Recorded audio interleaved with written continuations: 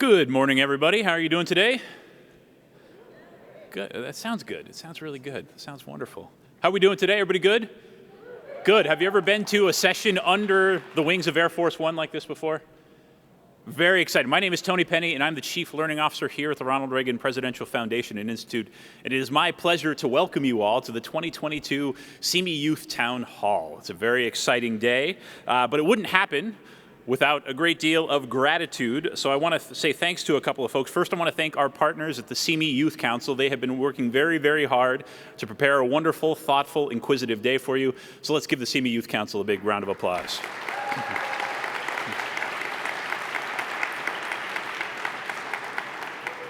I also want to thank our staff who has been working with the Youth Council, partnering with them to prepare them for today. In particular, Megan, Tyler, Annabelle, and Tricia, thank you for everything that you've done to get today set up and to provide this wonderful opportunity for us to come together. So thank you very much.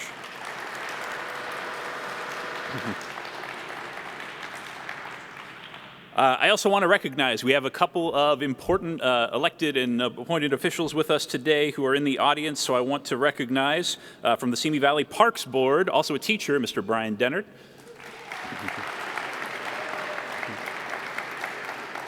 Have one of our school board members, Don Smolin. Thank you for coming today. And from the city, Mayor Pro Tem Elaine Litster. Thank you so much for coming today.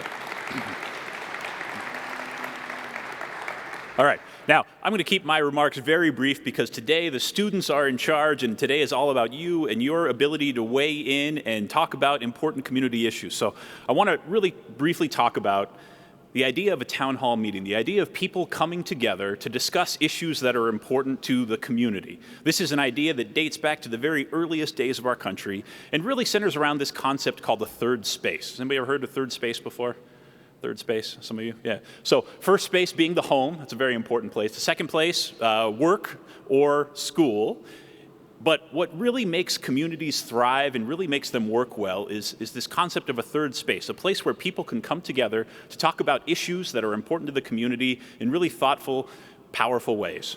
And so today, that is exactly what is happening, and not just for adults, but for students too, right? You live in this community, you have a vested interest in the outcomes, and today's topic is one that is of incredible importance. So I'm excited to turn it over to our Youth Council to lead our discussion today. So please allow me and join me in welcoming to the stage, from Santa Susana High School, Mr. Mateus Brocchi.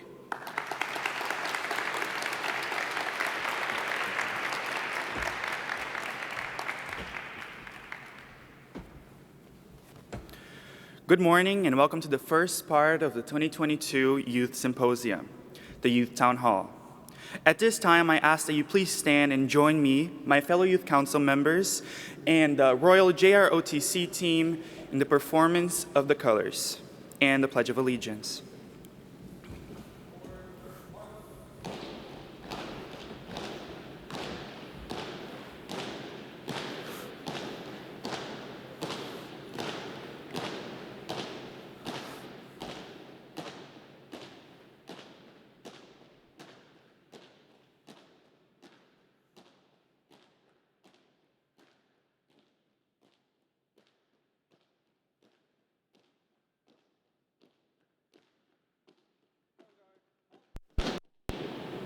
Right, haste, outstep, march, change colors, march.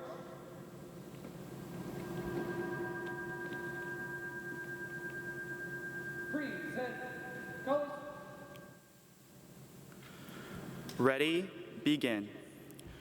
I pledge allegiance to the flag of the United States of America and to the republic for which it stands, one nation, under God, indivisible, with liberty and justice for all. Return colors.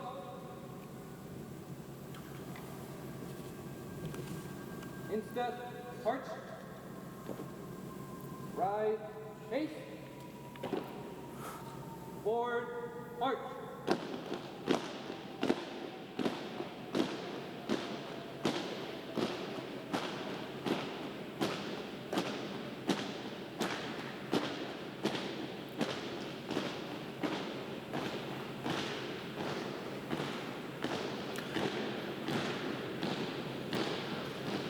Thank you. You may now be seated. Woo! It's been a second since we've had an in-person event of this nature. My name is Mateus Brocchi, and I'm currently a junior at Santa Susana High School. I am honored to be your MC today.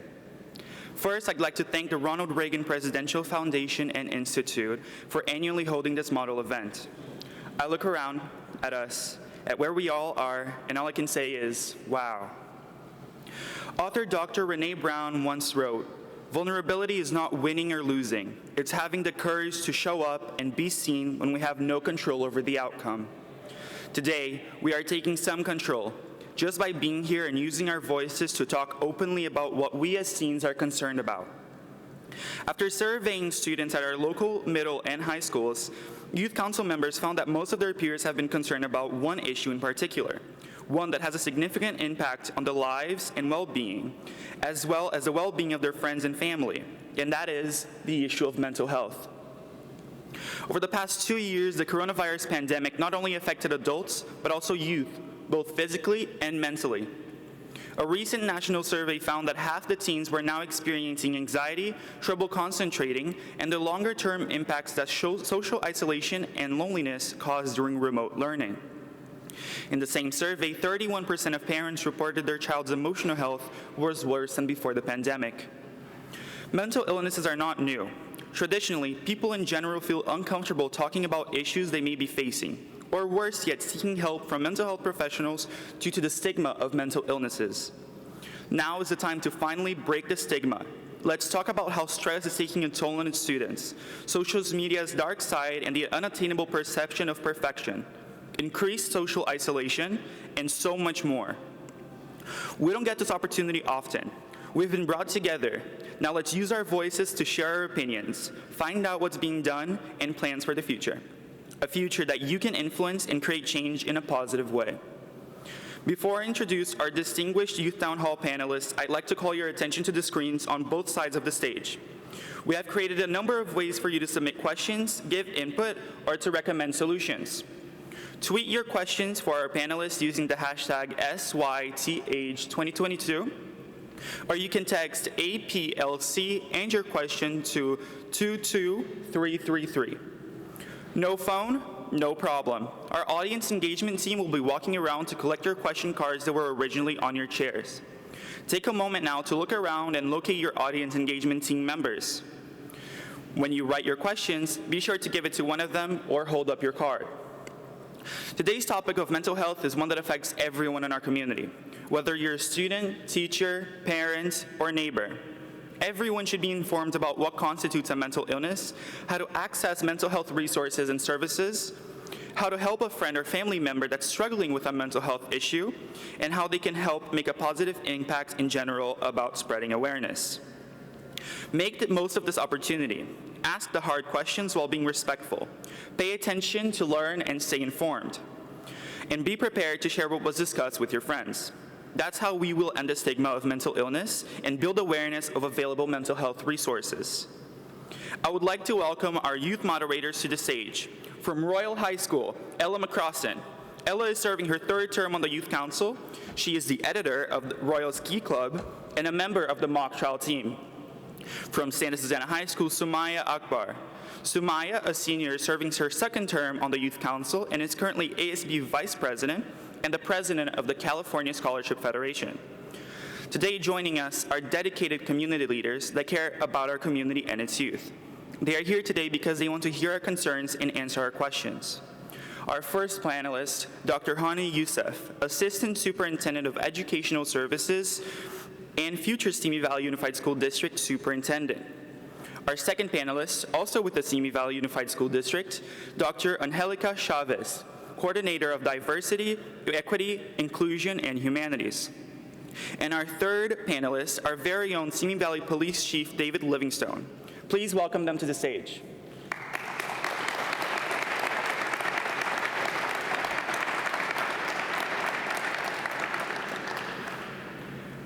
Thank you, everyone. Let's begin the 2022 Simi Valley Youth Town Hall.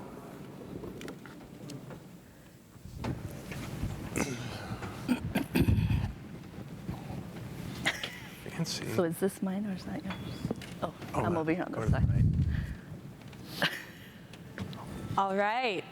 Welcome, everybody. It's great to have you all here today. Welcome to our panelists. We're going to start this off with a question for Dr. Youssef. So, Dr. Youssef, congratulations on your upcoming role as superintendent. As you get ready to take on this role, are there any changes you'd like to see in regards to how our district handles the mental health of its students? Well, good morning, everyone. Thank you for having me. To the question, are there changes? Here are some changes that I will tell you right now.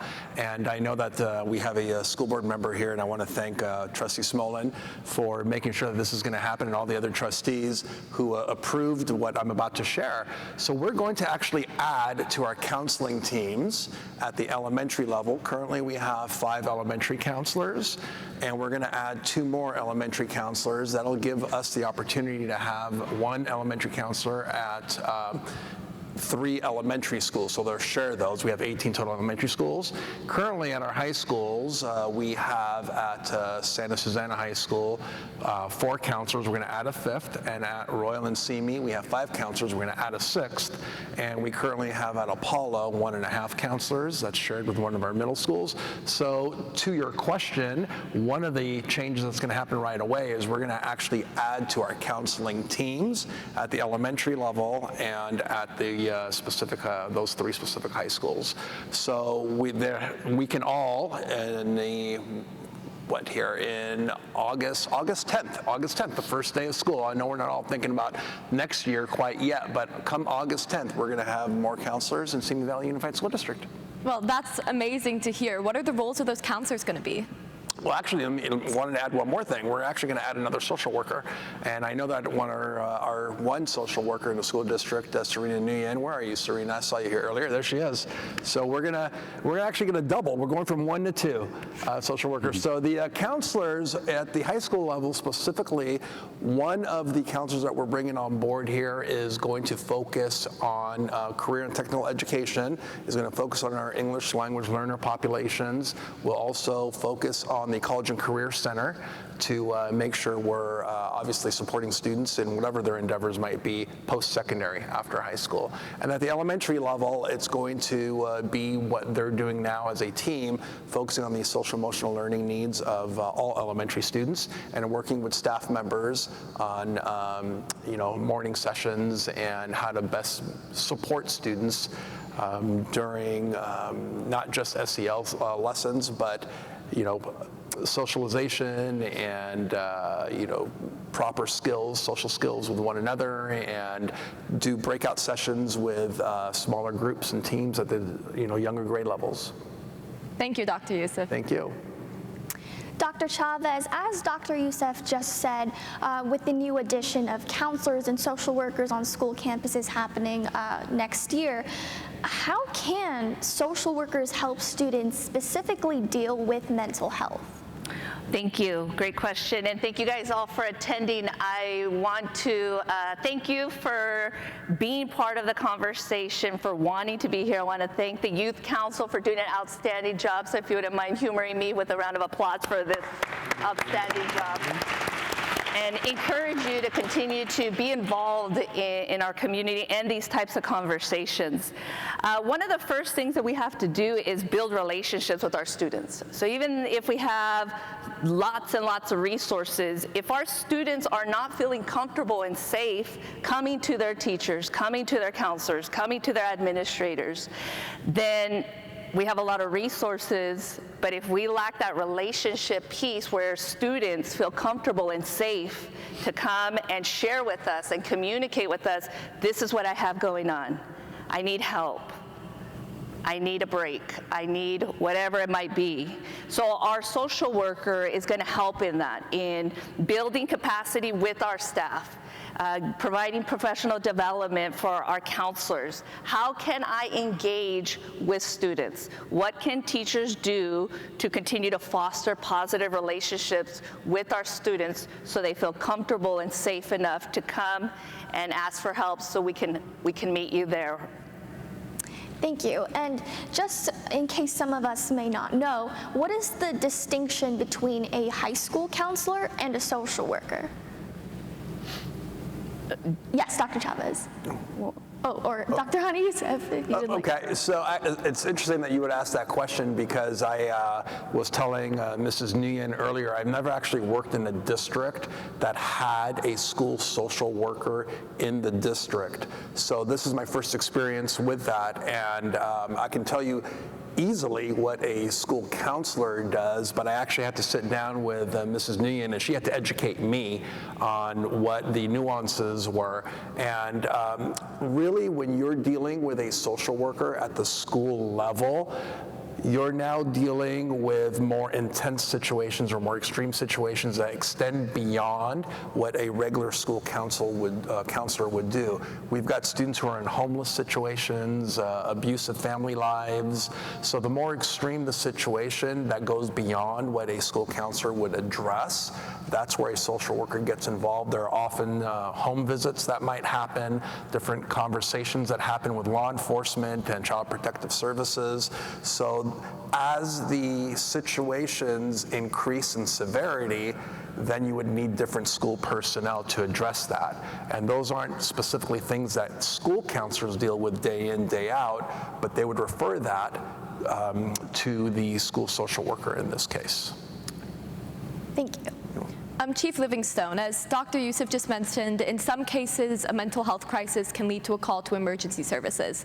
How does the Simi Valley Police Department prepare to respond to calls regarding a mental health crisis?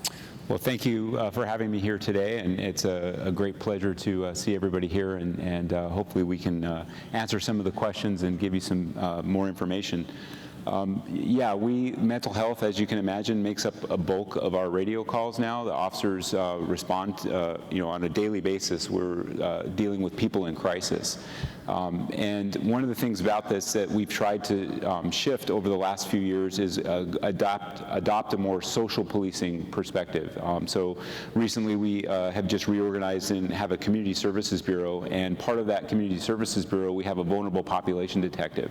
The vulnerable population detective is primarily focused on mental health and homelessness, and also 3 days out of the week that the detective works, we have a clinician from behavioral health that's embedded with the detective. And so when we get a call like that, he would be the first one to respond with the clinician. And what we try to do is, at the lowest level possible, try to get that person the help that they need, whether it's counseling, whether it's through behavioral health. But we work very closely with our partners to do that. The other thing that we've done in Simi Valley that I'm particularly proud of and I think is innovative is all of our officers are what we call CIT professionals. They've been through crisis intervention training. We're right now currently the only department in the county that has universally our entire staff, including myself, are trained CIT professionals, and that's because we never know what we're going to go into or when we might have to use those skills. And the idea being is that we don't want to escalate things. So oftentimes when the officers get there, the situation is tense, and what we train them to do is to de-escalate and to try different techniques rather than maybe just taking somebody and arresting them. So we're really switching that emphasis. We also now have neighborhood resource officers. They're going to be within each neighborhood council in Simi Valley, and they're also trained to deal with mental health. So that's how we would approach it. Again, lowest level possible, try to get them the help that they need. And oftentimes we find that it's usually sometimes just simply having a conversation with somebody that can de-escalate things. Thank you, Chief. That's amazing to hear. You mentioned how these days a lot of the bulk of your calls are in regards to mental health. Have you seen any changes in that as we deal with the effects of the pandemic? Definitely. Unfortunately, we do see a lot of overdoses. We see a lot of suicides, and I think it's affected everybody. I think one of the things is having people in lockdown. I think had a catastrophic effect in people that were already struggling. It made it worse and it intensified. So yes, when we respond to calls, there are often, I would say probably 50% of an officer's response would be to mental health crisis. And the other thing is that just trying to help with our county partners to find resources and additional resources. We're all stretched in terms of budgetary situations in the state, and so I think the more that we can do to decriminalize it and to get people the counseling that they need, I think the better we'll do. Thank you, Chief Livingstone. Dr. Youssef, many students have expressed stress-based health issues ranging from lack of sleep to under-eating as a result of the workloads and competitions they face in their lives. And while these may seem like very small things, there actually could be symptoms that students are dealing with a mental health crisis. How can the school board, administrators, and teachers intervene to work with students to find solutions to these struggles? Well, let me share this. Before I'm an educator, first and foremost, I'm a husband, and I'm actually a father of 2 teenagers myself. I've got a senior, and I've got a sophomore. So let me share, as part of answering this question, I've got 2 boys, and same parents, same households, same routines, same traditions, same cultures, same everything. They could not be more different from one another. I've got one student who he's a senior now and takes multiple AP classes as a senior, has a great deal of interest and excitement as to what his life's gonna bring after high school and what college he may attend. And then I've got a student who has a ton of allergies, this poor kid. He's allergic to homework, he's allergic to reading, he's allergic to writing. He loves school though. He loves being with his friends, he loves playing football, he loves the practices, he loves the bus rides, he loves lunchtime. What he doesn't love are the things that he's supposed to be going to school to do, which is, achieve some sort of academic success and learn in and out of the classroom. So we got the outside of the classroom part down. We got that part down. It's the inside of the classroom part that I see both my boys dealing with differently. So to answer your question directly, every student is unique, and they deal with stress and anxiety differently. What one student needs may not be what another student needs. If you look at the person to your left and you look at the person to your right, your needs are very different. Thank you for turning heads for those who participated. I appreciate that. Your needs are very different, and your stress level is different, your interests are different.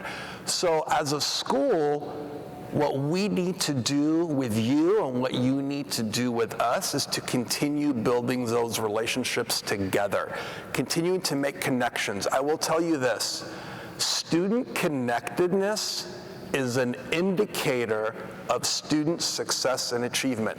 But you don't just have to be connected to your school in general. You could be connected to your friends at school, whatever keeps you coming, whatever keeps you engaged, whatever makes you happy, whatever makes you interested in waking up every morning, getting dressed, and feeling excited about getting to your school. It could be the class that you love, it could be the teacher that you love, it could be the program, whether it's performing arts, athletics, whatever it is. It could be part of your theater class, it could be your leadership experiences for those of you in leadership now.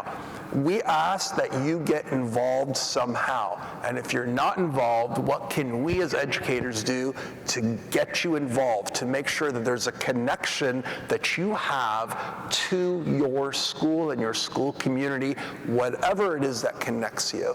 So we have so many different programs and so many different opportunities for students, and we're always looking to expand those. If there's something that you're interested in, and it isn't available at your school, I guarantee you, I see school officials here now, I see teachers, I see principals, I see some of our district office people. Approach anyone at your school, and if it's feasible and we can make it happen, I'm guaranteeing you that your school officials, your teachers and your administrators and your counselors will find a way to make it happen if we can. So first and foremost, we need everybody to feel connected to school, and we need to continue building relationships with all of our students. Not some, not the ones who cooperate, but all, capital A, capital L, all students. Thank you. Thank you. And like you said, each student responds to stress in different ways. However, given a survey that we had taken at Santa Susana High School, the majority of the students who were especially active in AP classes and a rigorous academic schedule and tons of extracurricular activities found that their teachers weren't helping to relieve their stress. Yeah. And just redirecting you a little bit back to my question, is there anything within the school district that the administrators can do to really get to the root cause of this and maybe find a solution to helping students like you said, like find motivation and more connection as like it's almost intertwined with the response from teachers in heavy workloads in such a limited amount of school hours? Sure. So can I ask the students a question? Is it possible for students to take on more than they can handle? Is it possible? It is possible at times. So when you're taking, you brought up multiple AP exams, and I told you about one of my sons. He takes multiple AP classes, sorry, you mentioned AP classes, multiple AP classes, and he seems to find that balance. I know that my other student, my other son, couldn't do that. I got off the phone with a parent yesterday, and the parent was complaining to me about the teacher not giving enough homework to the student. Yes, that does happen. That does happen, students, and wanted more rigor, wanted more assignments for the student to do at home. So what we need to do collectively, when I say we, I mean all of us, really is take a good look at how much a student is taking on, because there is a level of expectation in every class, and our teachers, you know, when you've got 4, 5, 6, 7 teachers, depending on how many classes you're taking, there isn't exactly a lot of coordination in how much homework each teacher is giving. There's a lot of collaboration and coordination amongst teachers, but they don't sit there, and I don't want to speak for teachers, although obviously we have some here, but there isn't a lot of how much homework are you giving, because I'm going to give an hour's worth today. Are you going to give 30 minutes? Are you going to give an hour? No, so they're going through their lessons and they're making sure that you're covering assignments. And I'm only saying APs because you brought up APs, and there's a preparation that these teachers are obligated, right, to make sure is there. That preparation is for what? AP exams in the spring, to make sure that you're ready and all the material is covered. So the pace intensifies with the increase in AP classes that you're taking. So what I would suggest, and I know that parental involvement is very important because that home to school relationship is important, but I would suggest if you do feel this level of anxiety and you think you're taking on too much as a student, that's a conversation you want to have at home with your parent or guardian, number one, and there are resources at the school. When I say resources, there are people at the school who can help you have those conversations if you believe that you're taking on too much. But you may also want to have a conversation with your teachers to let them know that you're feeling the pressure and the stress. Could there be maybe extensions to deadlines? I don't want to, again, speak for teachers, but maybe you can approach your teacher and have that conversation. Maybe you can approach your counselor and ask about what course or two you may be able to take over the summer to prepare you for whatever might come your way in the fall. So there are different options, but there is no foolproof, 100% clear, black and white answer to your question, because every student is unique and every circumstance is unique. Thank you so much. You're welcome. Dr. Chavez, a lot of your work centers around inclusion and equity for our students. Do you believe that students in our district who are facing mental health issues are receiving all that they need in order to have an equal chance of succeeding in our district? No, I don't think anybody is, and that's why we need positions like this to ensure that we continue to highlight the needs. Thinking about your previous question as well, we have to, as a society, really get away from these ideas of competition, of trying to always be perfect. We are not in competition with each other. When you're in your AP classes, your classmates, that is not the competition, but we're constantly told in our society that we are competing with each other. other. That if I want to get to the best colleges, I have to take all the rigorous classes, I have to do this long laundry, exhaustive list. And this should be fun. School should be fun. Our schools should be providing outlets for students to enjoy coming to school. It's not just about all the work. It should be fun, engaging, it should stimulate your brain, it should stretch you, but it should be fun. When I think about some of the special populations that I'm fortunate enough to work for, like our LGBTQ plus students, you know, we look at suicide rates among our LGBTQ plus students. It's not that they're committing suicide because they're LGBTQ plus. They're committing suicide at higher rates because of the experiences they're having, of the isolation, of the stigma, of the feeling of I don't have anybody to connect with. That if I come to school and I don't feel safe, this is yet one more place I do not feel safe. I'm not welcomed. So part of my job is how can we as a district ensure that our schools are inclusive, do say to all our students, we want you here. You are welcomed here. We don't want you to go anywhere. We need your voice. We need your experience.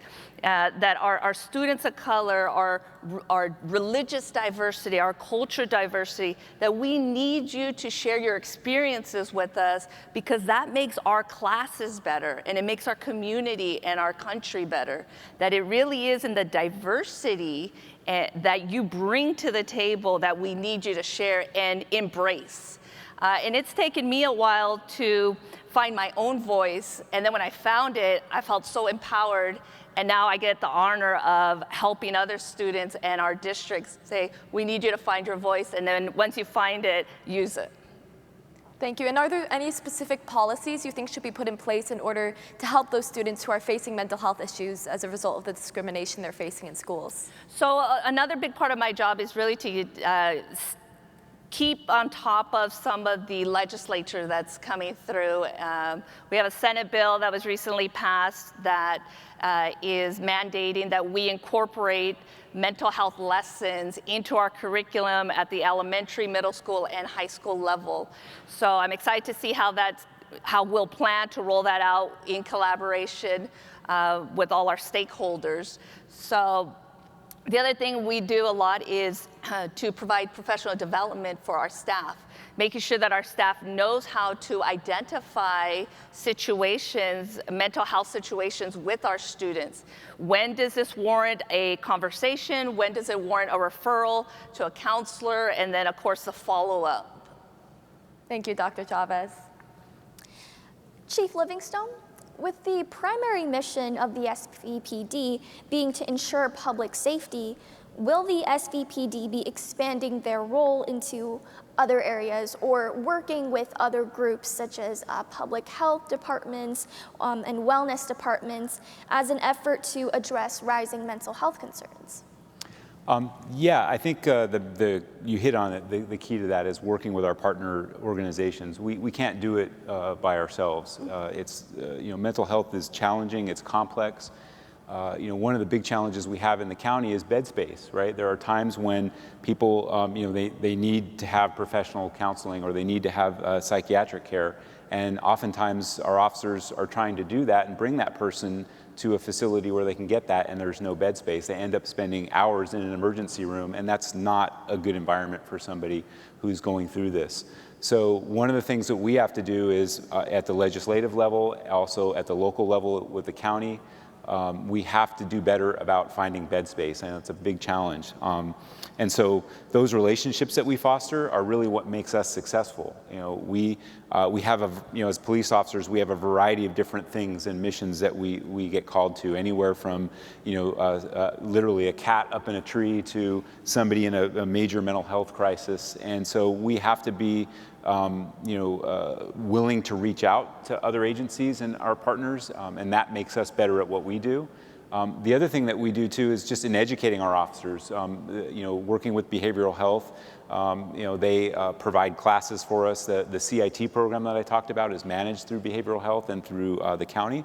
So, it's a big part of learning from what other agencies are doing teaching our officers to be better prepared. We carry all this equipment and we go out there and prepared for a variety of things, and oftentimes what in my 30 years on the job we failed to do is prepare the officers for these dynamic challenges and really human relations issues, because that's in a nutshell what we do is we respond when people are in crisis. And so again, those relationships are an important part of that. You mentioned that the police department would reach out and respond to other people who are in crisis in regards to mental health. Specifically, in response to students dealing with mental health in high schools and middle schools, how does the police department respond to those sort of situations? Do police officers come to the schools as a response of a report being filed or a call? How does that whole process work? That's a great question. Oftentimes we have what we call school resource officers, and they're really our first line in the schools whenever there are things going on. So if there is a crisis on campus, they're going to be the first ones to deal with it, and they're going to be the ones that are going to be kind of our point of contact for the wider police department about what some of those situations are. That being said, they're busy. There's 2 of them. There's a lot of schools in the district, and so all of our officers have to be prepared to step into that role when necessary. And so oftentimes, and those of you may know Officer Ellis or Officer Collado, they're busy, and so they spend a lot of time helping our other officers to understand some of these problems. So again, the first line is going to be our school resource officers, but in terms of just dealing with situations on campus, we also deal with students outside of campus, right? So we have kids that are struggling with issues that a school resource officer isn't going to be there. So the officers have to be prepared for that.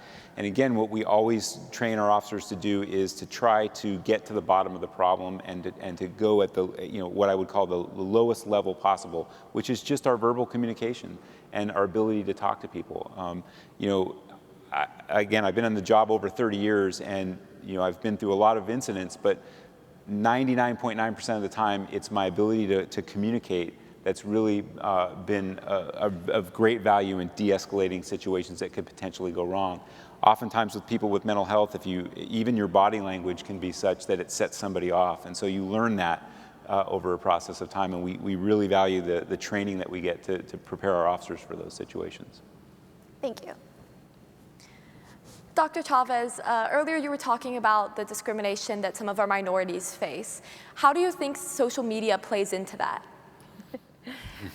Social media is a double-edged sword, Yes. right? We can use social media to bring people up, and we can use social media to tear people up. And social media is especially problematic because it spreads so quickly. And there's also this lack of seeing that person eye to eye. And would you really say that if this person was standing right in front of you?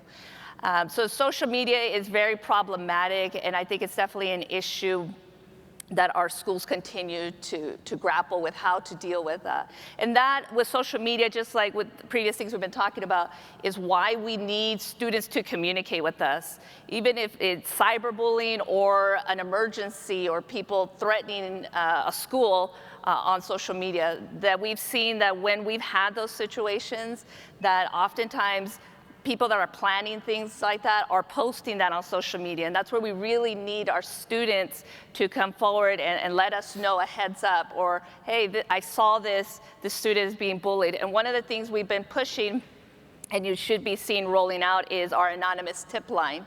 So this will be a QR code. It's also on our school websites and our district websites, because sometimes students are like, oh, I don't want to go tell. I don't want to be perceived as what a negative connotation. So we've added that anonymous tip line and just really expanding that, where students can anonymously report, hey, I saw this happening.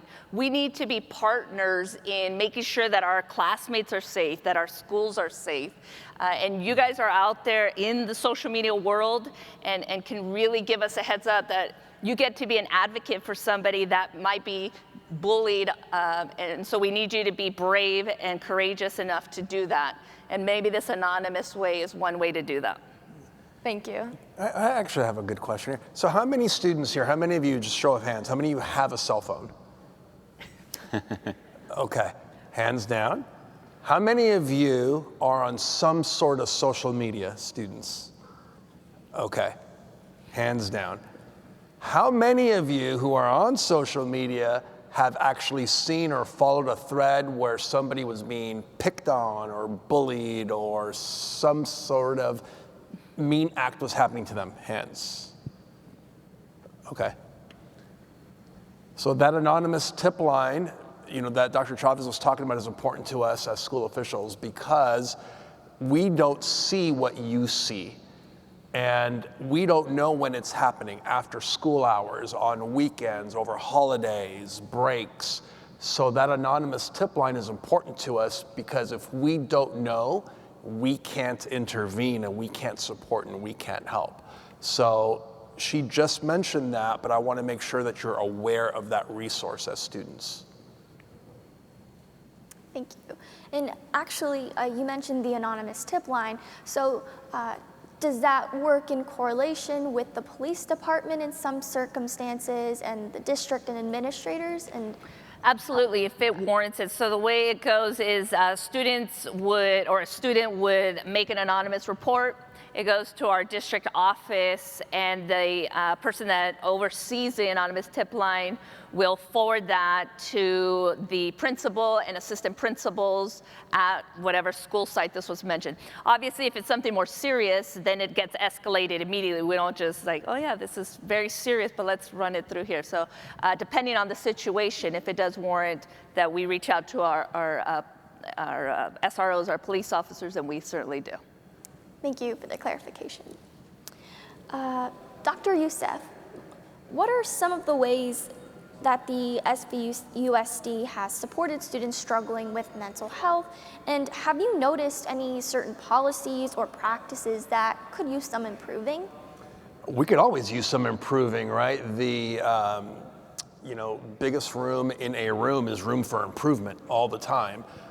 So what we've done recently is we've partnered with a mental health agency. It's called Daybreak, and Daybreak is all teletherapy. So if a student, back to the conversation we had earlier, if a student goes to see a counselor, or the counselor or a school official becomes aware of a situation that is beyond their scope of resources and support, Daybreak Mental Health Services will be consulted, and the student and that student's family can actually have a mental health counselor support them through Zoom, and that can actually take place while at home, which we prefer, or in some unique situations that can happen at school as well.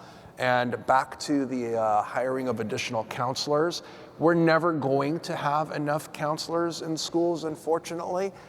The ratio of students to counselors is very high. In some cases, it's 400 to 1, depending on the school. So we are constantly looking for ways to add additional resources. Our social emotional learning surveys, you mentioned a survey at Santa Susana High School. Social emotional learning surveys are issued twice a year. During COVID, we obviously had some momentum that was interrupted there, but at the beginning of the school year and at the end of the school year, and in some cases schools do it in the middle of the school year, we survey all 3rd through 12th graders, and we gather some of that data. And of course, it's not individual student data that we capture, it's usually as a whole, are students struggling academically in terms of anxiety or increased stress? What other areas, is there peer relationships that we may need to work on? Are there students who are not finding a trusted adult on campus? So we ask a lot of areas to help us gather that student voice, because we think we know what students need, but we really don't until we ask students what they need, right? So that's why that student voice is important. But in terms of areas of improvement, if we could add additional individuals to support all students on campus, it's just a matter of finances, unfortunately, right? So right now we're in a good place to where we can add resources. It's just a matter of what the future looks like economically in our state and in our country. But also through, you also mentioned policies. Through different policies, one of the things that we've done for those students who actually want to take additional honors courses or take additional AP courses. We removed prerequisites. So that stress of, I didn't get an A in this class, so I can't take this AP, or I didn't do well on this test, a standardized test, so I can't take that honors class. We've removed all of that years ago so that students who do want to challenge themselves more can do so. Because there was also that level of stress, is I'm not doing well enough and I'm not going to get into that class. Or we remove those barriers for you so that you can challenge more challenging courses if you choose to do so. I don't know if I covered it all, but. Thank you. Yeah. Dr. Youssef, there's no doubt about it. The past 2 years have been detrimental for the mental health of people of all ages. What advice do you have for teachers who are not only dealing with the effects of the pandemic on themselves, but also on their students? Yeah. Self-care is very important, and we know the last 2 years have been challenging. As a matter of fact, we were just talking in the room earlier.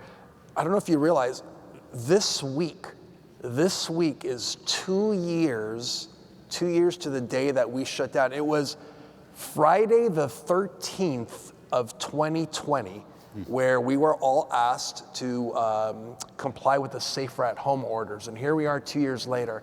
But self-care is important. I'll just give you a personal example of myself.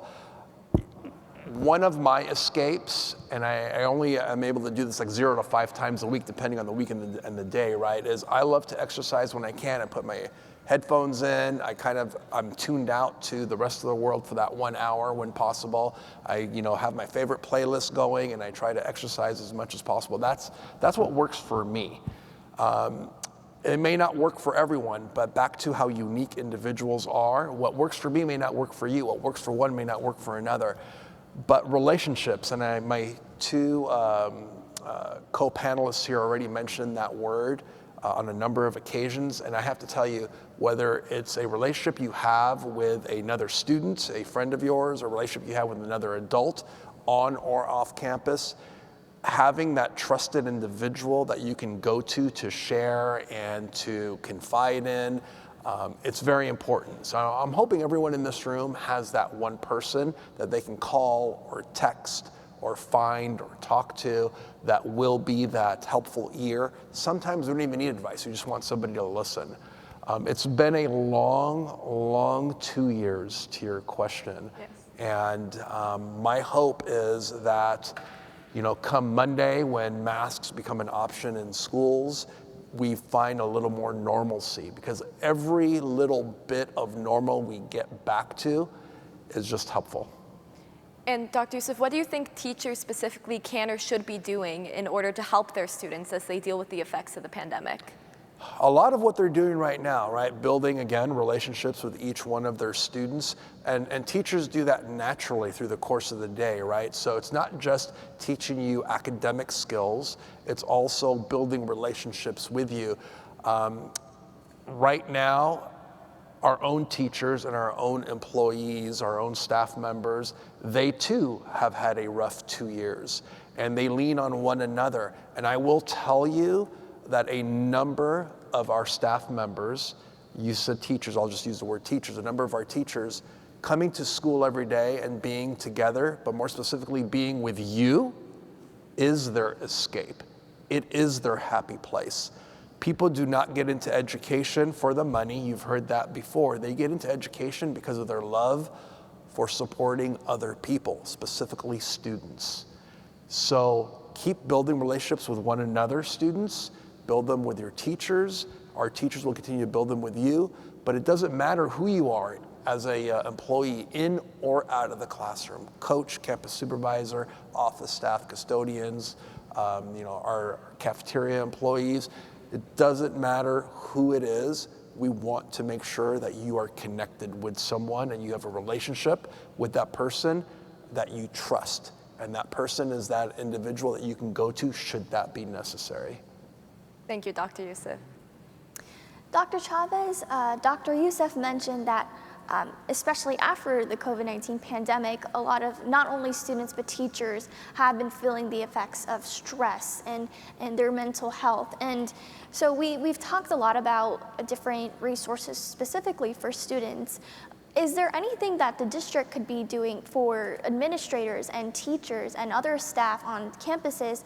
Because a lot of students, we interact with our teachers on a daily basis, and we always want to make sure that everyone has the same opportunity as us students to reach out and feel safe and like they have resources that they can reach out to. So is the district going to be doing anything for administrators and teachers as well? Yeah, absolutely. I think especially this year, one of the things we hear over and over again is like teachers need help. They don't add more to their plate. So one of the things we do at least is ask ourselves, how can I support the school site? And it's definitely not going to be, let's add something to this. So as much as we could support by not adding more to the plate, or what can I take off the plate, that's definitely one area that we're trying to support our administrators and our teachers as much as we can, and providing as much support as needed. Mm-hmm. And sometimes that is getting out of their way. Thank you.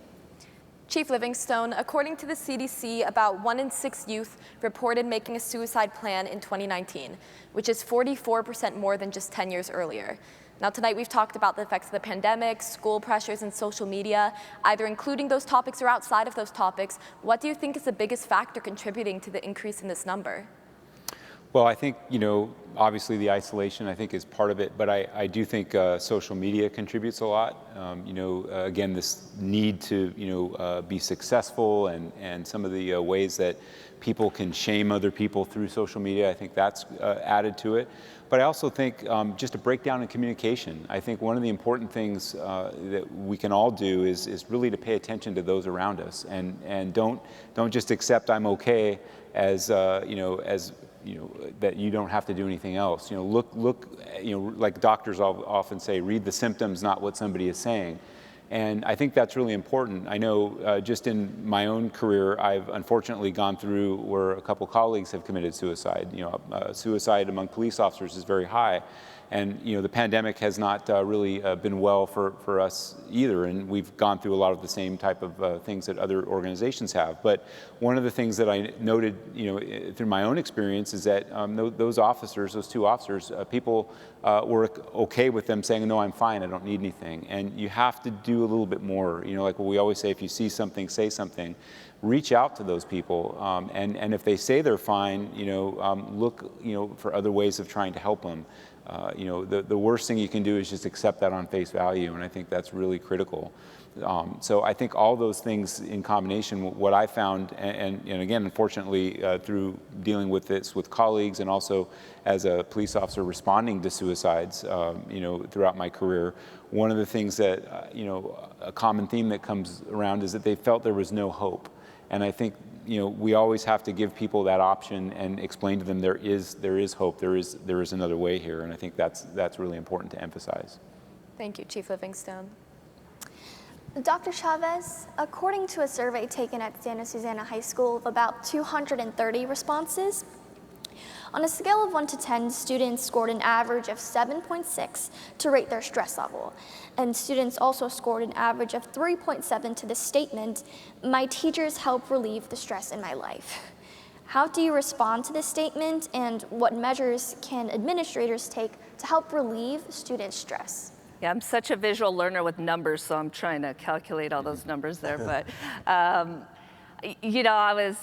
was thinking about this previous question as well, that part of the issue is this feeling of when people die of suicide, it's that they want their situation to be over. Whatever they're experiencing, whatever they're feeling, they want that to end. And when somebody, a friend, says to you, like, "I'm thinking about hurting myself," or "I don't feel okay," like, that is them really crying out for help. And that is an opportunity for us. You're not, trained in how to help people. So let people that are trained in dealing with people that are dealing with a mental crisis help that person. And whether it be the anonymous tip line, because oftentimes it'll be like, "But please don't tell anybody." But they are telling somebody, and that is that cry for help, that I really don't want to hurt myself, but this situation and the way I feel feels so overwhelming that I want to get out of it. So if a friend or a family member or you yourself are feeling like that, please do reach out. I've heard, we don't want permanent solutions to temporary problems. We don't want to make permanent solutions to temporary problems, and I try to hang on to that. But in terms of the stats that you gave there, what can we do to help our students? We talked a little bit about that already, but making school fun and engaging with our students is definitely one of the key things there. And how does this really fit into the inclusivity aspect of your position? Yeah, I think as we are creating different programs, different activities for our staff, our students, that we need to be inclusive. We need to think about how can we engage other people. Like at Santa Susana High School, they have their annual Multicultural Week, which is, if you've not seen it, it's done really well. A couple years ago, they had even a fashion show with fashion things that are popular in fashion around the world, and it's just done really well. How can we engage people, different groups of people? And that stuff is good for all students, not just for students of that, like if I want to use Latinos as an example, it's good for Latinos to see positive images of other successful Latinos.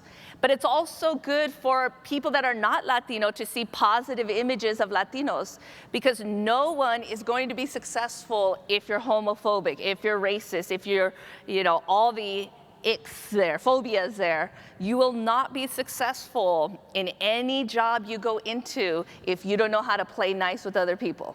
And the more we can expose students to different groups of people, then when you're out in college or you're out in the community and interacting with different people, you're better prepared to be more inclusive, to be more open, to be respectful. And that way, our civic discourse and our civil, even when we disagree, we can still do that in an appropriate manner. Thank you. Dr. Chavez, based on what you and Chief Livingstone have said, what do you think that us as students of the community can do to help combat the increase in mental illness?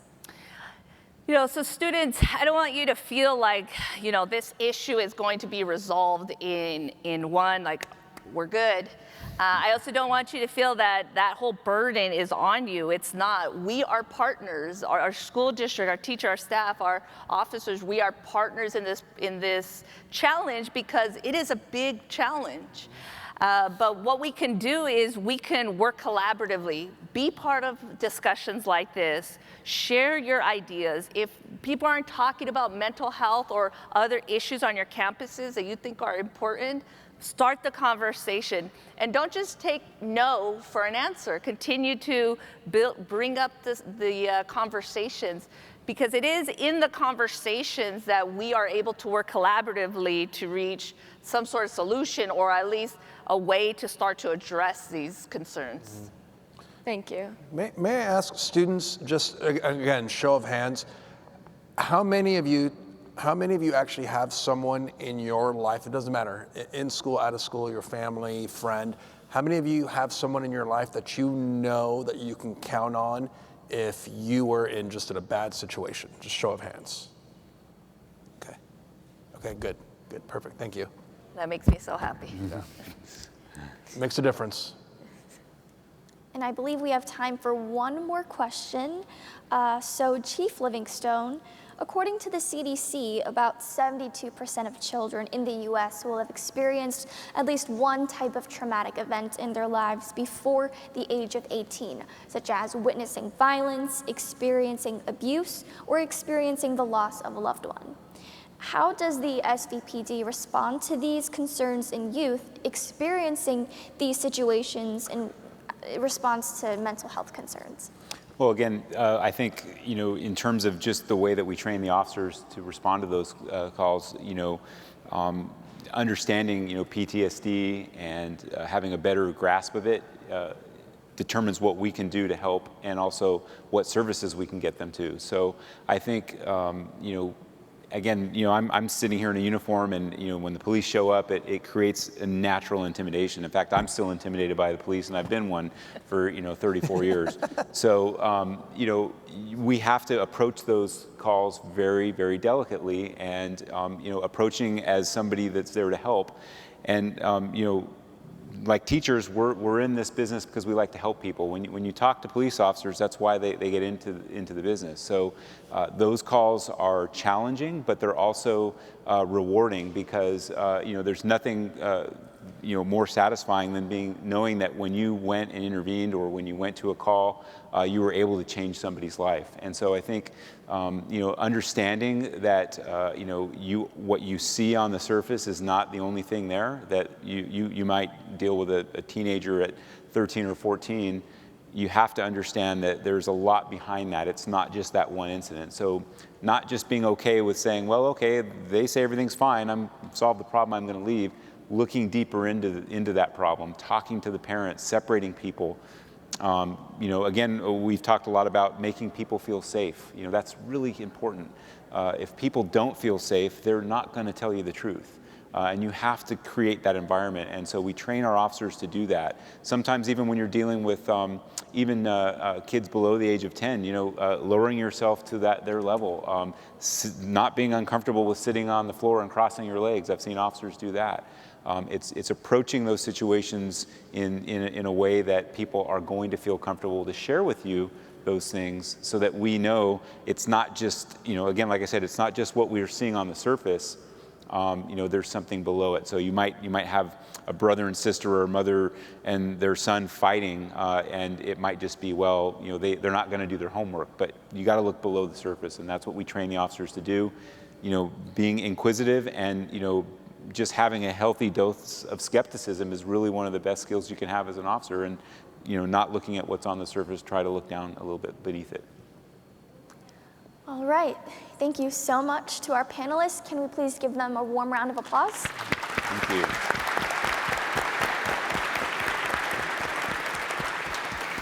Okay, so at this time, we're going to be transitioning into the Q&A portion of our event.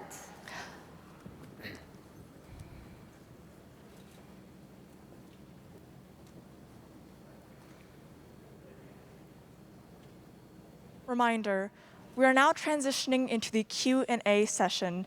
If you have a question, please raise your hand, or you can write it on the note card provided to you and hold it up. Wait patiently for one of our student engagement leads to come to you. For those of you who prefer a digital method, you can text APLC to the number 22333 with your question.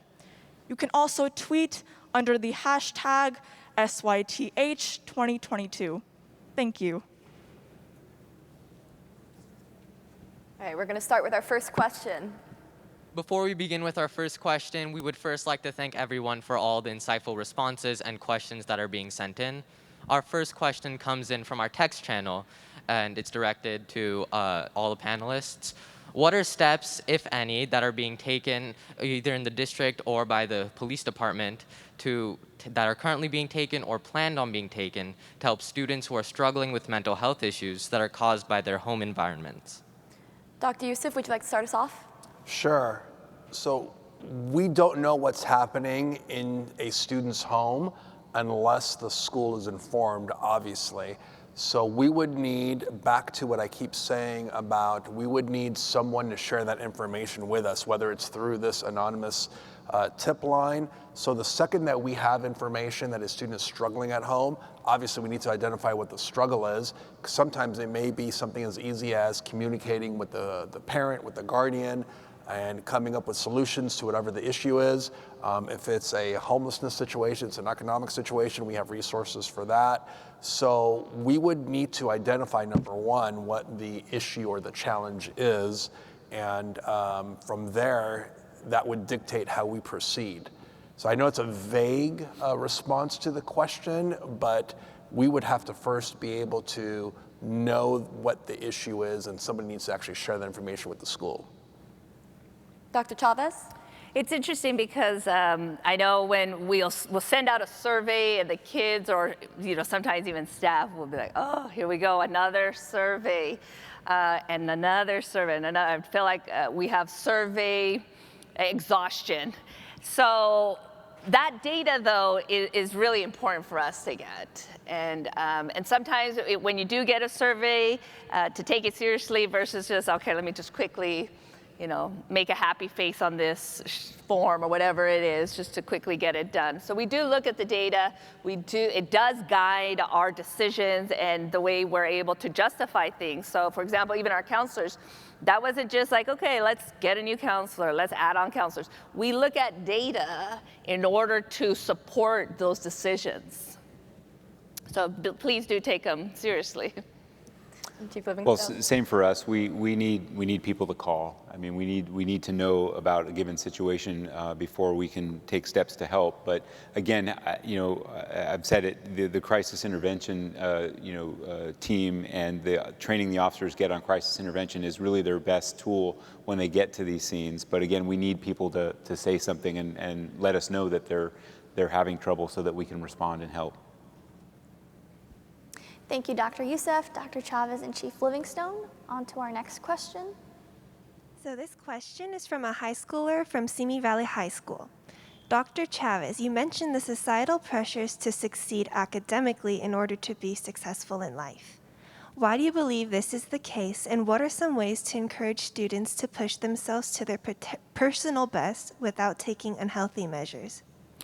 I think that we have been in a time in education where we have been pushing college. If you want to get a good job, you have to go to the best school and get a career and do that. And I've been happy to see that that's been changing, that college is not the only route. It's the route I took, and obviously most, in education, that's the route we've taken. But the idea that that's the only way, and for some students, you might thrive in a trade school or in some other career, and people in trades do very well, So I think that as a society, we are taking steps to get away from that messaging. So I think one thing is that pressure there of like, this is the only way to be successful. And that is not the only way to be successful. And if you have that job, we think like, if I could just reach this goal, then I will be happy. And the truth is that the exterior things, it's not what's gonna make you happy. It's the interior, like, am I a good person? And am I doing the right thing? How can I help? How can I be productive in my community or my school site? So the more we get away from that pressure and that sense of competition constantly, that you'll feel take a deep breath, and you're good. All right, we're ready for our next question. Thank you, Dr. Chavez. Our next question comes from our student engagement lead, Jasleen. A question from the audience. My friend wanted to commit suicide. How do I help her? Dr. Youssef?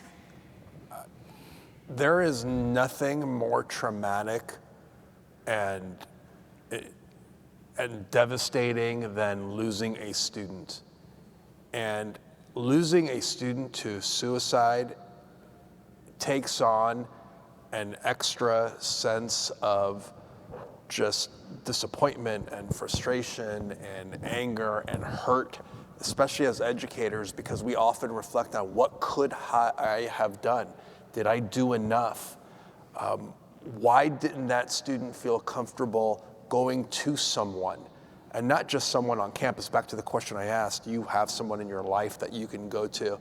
Losing a student is traumatic. Losing a student to suicide is absolutely devastating. So here's, in a nutshell, and I know I keep drilling this home. If you know someone is hurting, don't be afraid to approach that person, because that person may not know to approach you. But if you know that someone needs help, needs a hug, needs an ear, be that person. You remember in elementary schools when you were there, maybe at some of your schools, you had that buddy bench? Remember the buddy bench? What was the purpose of the buddy bench? Who can remind us? What was the purpose of that buddy bench? Go ahead.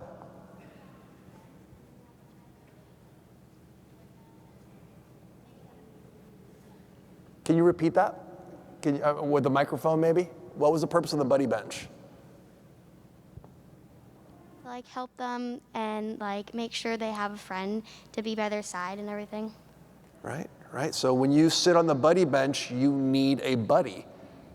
Now take that as you get older. The bigger we get, the bigger our problems get, and back to permanent solutions for temporary issues. Be that person. Approach that person. So the answer to your question would be that. If somebody's not coming to you, you go to them. If you see that, be that buddy. Be that buddy bench in life.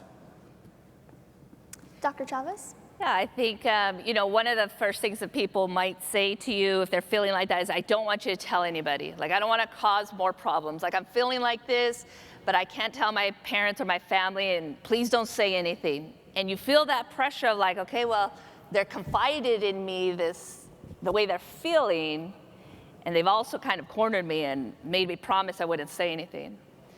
But under that, what I would do is be there, and I would tell somebody.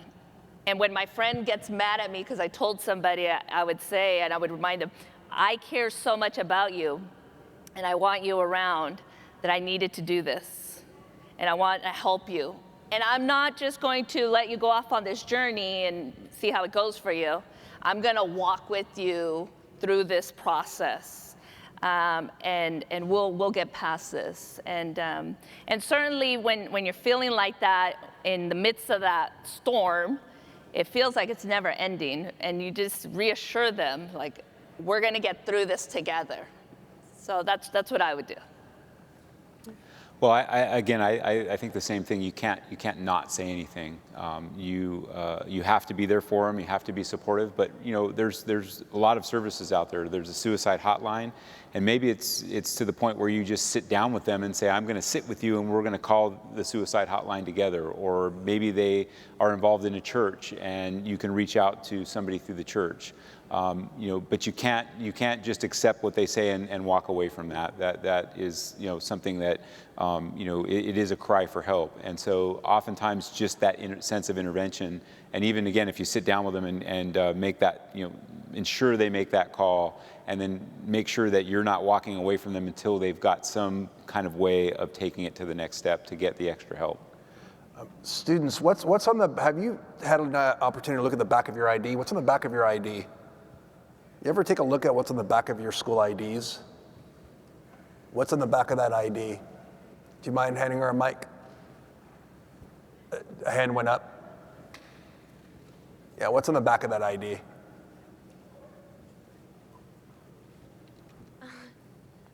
It's just like, it's numbers if you need help, like for suicide or whatever you need help with. Like a suicide hotline. Yeah, and there are other resources on there too, right? It's not just, for suicide. Okay, good. If you haven't looked at the back of that ID before, this would be a good time to do so. Thank you to all of our panelists. On to our next question. We currently have another question from our audience. We have a question, so would student engagement lead Krish? Well, first and foremost, good morning, and thank you so much for your time and being here. I have a question from the audience directed to all panelists, and that is, what was counseling like when you were in school compared to now? What are the big differences? Well, I'm a product of the Simi Valley School District. Went to Township, Valley View, and Simi High, and so it's a great district. And I think we had, when I was in school, we had counselors, and they were there. We could approach them as necessary, but I don't think we were as communicative about it as we are today. And again, there's a lot of reasons for that. I think we now know more. about mental health and some of the challenges that it causes, and especially among young people. When I was young, it was more something that you thought of as an adult problem, but we now know much more. We're much more educated about that. So, again, I think the resources were what we had at the time. They were available, but we know so much more now, and I think there are many more options for you, thankfully, now than there were when I went to school. Dr. Chavez? In my day, no, I viewed my counselor as somebody that just scheduled my classes. And I was a teen mom, so I had my older son when I was a sophomore in high school. I don't recommend it. But so I had always in my mind said I was going to go to UC Berkeley, and nothing was going to change that, not even having this beautiful little boy. And I remember going to my counselor, saying that I wanted to go to Berkeley, and I remember to this day him saying, people like you do not go to Berkeley. It's a very hard school to get into. And that has stayed with me, obviously up to now, because I'm still talking about it. And when I got into UC Berkeley, I made him a copy of my acceptance letter, and I gave it to him just to be petty, I guess, but I gave it to him because that was my experience with my counselor. Somebody that just, gave me classes, assigned classes, maybe even didn't listen to me. I hope that our counselors aren't doing that and saying those things today, that now it seems like it's somebody that you hopefully have built a relationship with, and we really stress that. But that was my experience, and I'm, glad for it, but I was in a place where I was just so stubborn that I was going to achieve something that no matter what, nothing was going to stop me. But some students may not have that drive or that sense of urgency and might hear comments like that and think, you're right, I can't. People like me should not be in those spaces. And so that's really important, especially like in my position as DEI, to make sure that our counselors have a sense of cultural competency and how things are received. Because I don't know if really that's what he said, but that's what I heard. But that's been my experience. Similarly, my counselor really was just my academic counselor, scheduling classes, touching base here and there. However, when I think back to the people who made the most impact in my life when I was in school, they were, my coaches and primarily my 9th grade English teacher. I failed his class in 9th grade, and it was the best F I ever earned in my life because that turned me around. He wound up being my teacher senior year, and during sophomore year, I would see him all the time and say, I'm gonna take your class senior year and I'm gonna pass it. 11th grade, I'm gonna take your class senior year and I'm gonna pass it. And when I got to his class senior year, I said, I'm gonna take this class, and I'm getting A's both semesters. And that guy would not let up on me. Talk about pressure and just, it was tough love, the definition of tough love. But what I learned, though, throughout that is I stopped saying he failed me, which is why you heard me say I failed his class, right? So there's some of that I learned from him over the years. I just didn't know it at the time. But there were a lot of adults in my life, primarily my own parents, who I could rely on, but my academic counselor really was just that, a lot of academic counseling for me. All right, I think we're ready for our next question. We have another question from our text channel directed towards Chief Livingstone. It was noted that a large number of all calls faced are those dealing with mental health. What is the protocol when dealing with mental health issues versus other emergency situations? Well, there's a lot of different emergency situations, but with mental health calls, the thing is we normally we'll send our vulnerable population detective and a clinician if they're available. But obviously, you can only work so many hours a day, so all of our officers are trained to handle that. We normally send, depending on the call, we'll send 2 officers so that they can work together. Our officers ride around by themselves in cars, so we don't have partners. And oftentimes, when you deal with a call like that, having that extra set of eyes and ears is really important to keep everybody safe.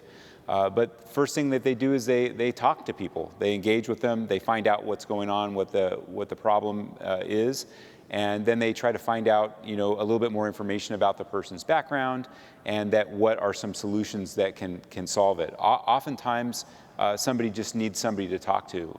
I've responded to calls where, somebody may believe that their relative is experiencing depression or anxiety, and I'll go there and they'll find out just by spending 15 or 20 minutes talking to somebody, you can solve a lot of problems. So oftentimes that's where the call ends there, is that we talk to them, we give them resources. Our officers carry all kinds of brochures and different referral cards to get them help.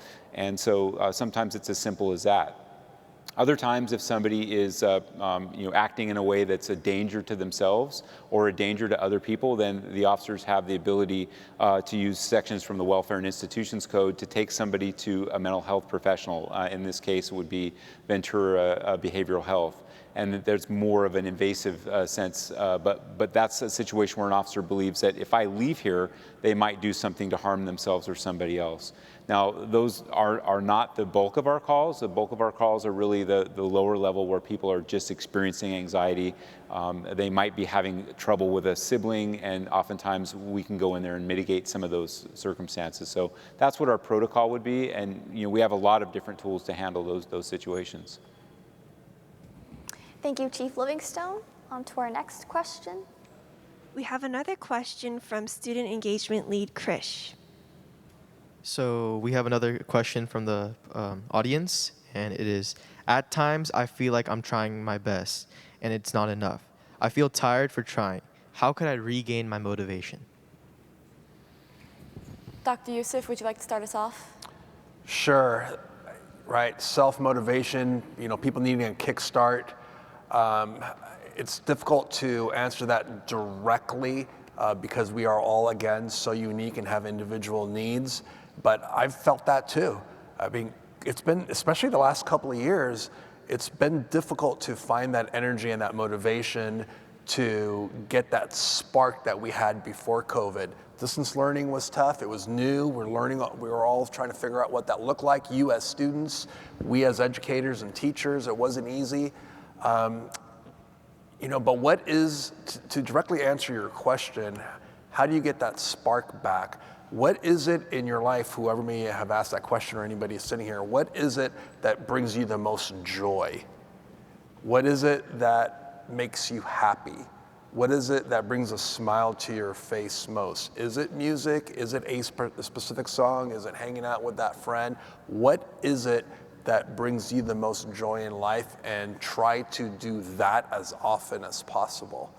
Try to be with that person as realistically as possible. Try to do those things as realistically as possible and see if that really reignites that spark that you're looking for or that you need. Yeah, I think as I think of when I'm in those slumps, in those low periods, I'm not always supposed to be ecstatic, and sometimes in our lives we feel like I'm always supposed to be just feeling like a 10, and that's not true, and that's not realistic either, because that might be a condition as well, right?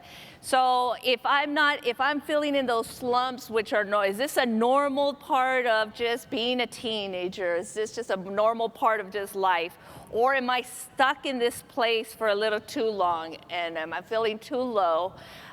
Maybe it is time to at least recognize that and say, I might need a little bit more professional help, whether that be a therapist, or maybe I do need a medication, or whatever it might be between you and your health professional and your family. But knowing that, I keep trying to do things to make myself feel better, and I'm at least recognizing that I'm not in a good space, so that's definitely important.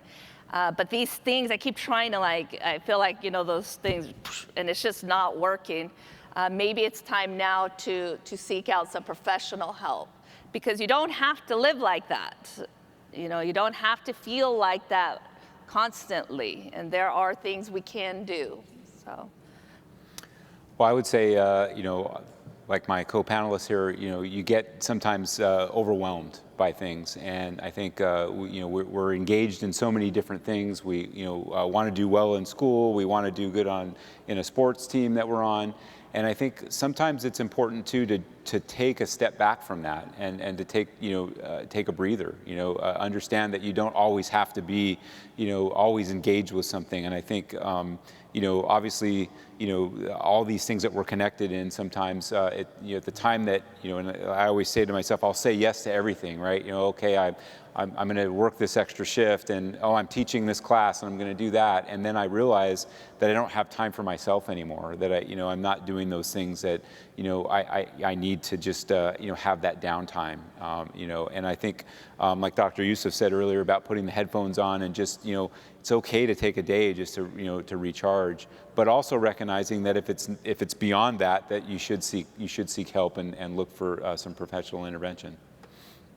Thank you all. We have another question. We have another question that was texted in. It was mentioned that some students feel that they are unable to go to their counselors when struggling with mental health issues. What are some steps that we as students can take to help bridge this gap? Dr. Youssef?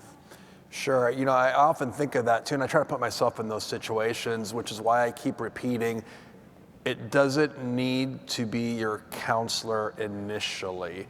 Maybe there's another adult on that campus that you can go to first, who, if you can't see your counselor because your counselor is too busy with other things or your counselor isn't available, there are other resources. It doesn't have to be the counselor assigned to you. It could be anybody else on that campus that individual might put you in touch with. So there's this heavy emphasis on going to see your counselor, but I want you to know that isn't the only person that you can see, number one, and that isn't the only resource that we can connect you with, number two. There are plenty of other individuals and resources, people not even on your campus, that we can connect you with. So our district, we have our own crisis team as well that is available in times of crisis, but we also have, as I mentioned, other resources outside of your individual school site that you can always use if needed. So to answer that question, please don't feel as if your counselor is not available, you have nobody else that you can go to. Yeah, I was thinking about a stat of when we look at LGBTQ plus students, the percentage of LGBTQ plus students that attempt suicide decreases by 40% when they have just one caring adult in their lives.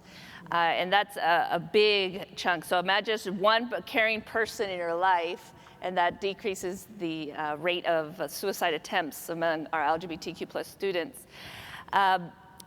I think if somebody were to come up to you, even if you really didn't know them, and said, hey, I'm feeling like hurting myself, do you really think you'd be like, yeah, that's cool, but I have to go to whatever, right? That's not gonna happen.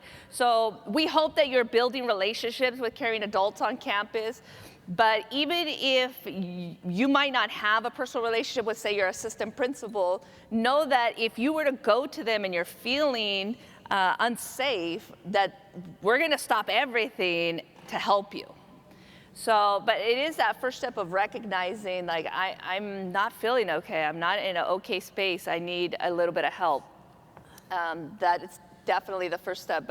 And even with our teachers, like, if you were to say, I'm just not feeling okay, they're not gonna be, that's cool, but we have to really get through this lesson. So we do need you to communicate that first piece with us. I would say that if you don't have somebody that, like an adult, you obviously have friends that you can reach out to a friend and maybe ask that friend, do you know somebody on campus here that I can go to? Use them as a channel, as a resource.